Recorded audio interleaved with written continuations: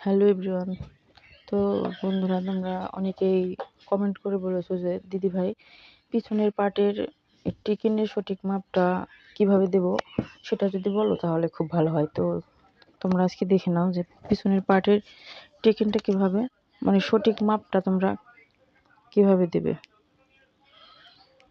কোমর যতটুকু কোমর থাকবে, আমার কোমর আছে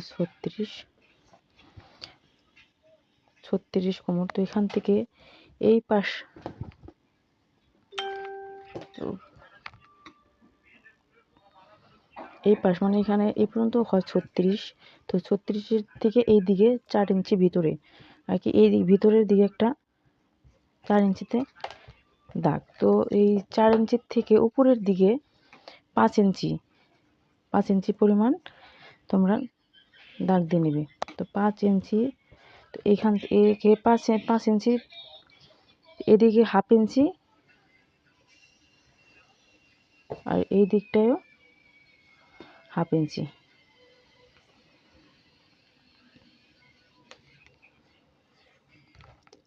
এভাবে তোমরা টেকিংটা দিয়ে নেবে। Thank you. আজকে আমাদের এখানে,